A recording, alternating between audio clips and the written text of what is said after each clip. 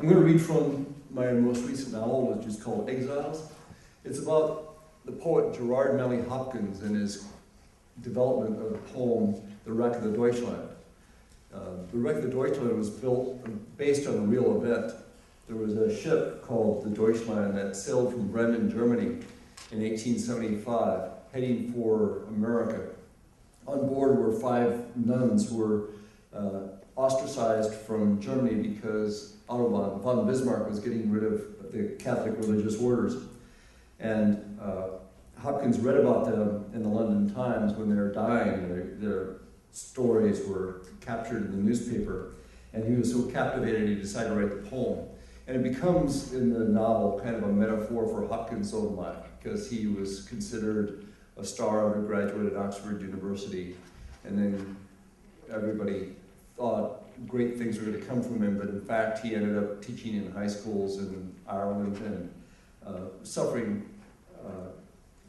failure, a sense of failure. None of his poems were published in his own lifetime. He died of typhoid at the age of 43, and then not until 30 years after his death were any of his poems actually published. And he had the sense of himself as being this unknown poet, but of course now he's become one of the most well-known poets of the 19th century England. So these are all real events based on historical research. I'm going to begin with just the first page and a half of the novel, then move into other parts. This chapter is called Hopkins in Wales. Wednesday, December 8th, 1875. A soft confetti of snowflakes was fluttering down upon Wales. The higher window panes were gardens of frost. His right hand still twined a rosary, its anesthetic routine of prayers his nightly defense against sleeplessness. Lying in bed in his nightshirt and black woolen stockings, Hopkins recited his morning offering, then stood to use the chamber pot. The scuttle contained only a scarcity of coals, and he would want those for his studies. So he gashed the fireplace embers with an iron poker and held his hands over their golden waning heat. He lit and chimneyed one gas retort on the wall. Washing with Castile soap and icy water, he worried over his scrawniness, his spindle shins, the green yarns of vein in his forearms, his face so thin that his zygomatic bones and jaw shaped harps underneath his ginger-brown, 1-inch beard and mustache. His high school nickname was Skin, and even now, at age 31, he weighed hardly 100 pounds, with a jockey's height of 5 feet 4. Eats like a parakeet, Cyprian Splain had said just last night, and Rickaby joked, eats like a single keat. That's my kind of humor.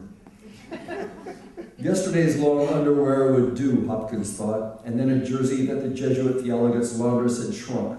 Over them he buttoned a cuff-frayed and grained black cassock with its faint stink of him, wasted it with a hand-wide black cincture, snapped on a starched white Roman collar, and laced on his ankle-high black walking shoes. And then he dipped a horsehair toothbrush in a yellow box of bicarbonate of soda and assaulted his grimace in the spotted mirror hanging over the washstand, amusing himself by rhyming Gerardus M. Hopkins, S.J., Auditor Theologiae, Here Saint Binos, far too long, my nose. I want to pause there to explain kind of my method in doing these things. Where do I come up with this? I actually read the London Times. I knew what the weather pattern was, so I knew how cold it would have been on December 8th in Wales, and I knew it was snowing. I went to this place called St. Binos and was there for 6 days, so I measured the size of the rooms and what kinds of clothing they would have been wearing and all that stuff. I knew from Hopkins' letters that they got only like 3 lumps of coal each night to put in their fireplace. When he gashes the embers with the iron poker, that's a reference to God's grandeur, one of his poems where he talks about how they glow gold vermilion. Washing with Castile soap and icy water, I knew that Castile soap was what they used by reading the London Times. When I talk about his zygomatic bones, that's actually from a letter that he wrote to his father, talking about how much weight he'd lost. Also the notice about the theologic laundress shrinking his sweaters was one of his letters to his family. I knew how tall he was because I knew the size of stones that they used on a building and saw him standing next to it. All I had to do was then do multiplication of the stones and know roughly how tall he was. And I knew a guy at Blockbuster who looked really skinny, who was about the same size. I asked him how much he weighed, and that's how Hopkins' weight came to be.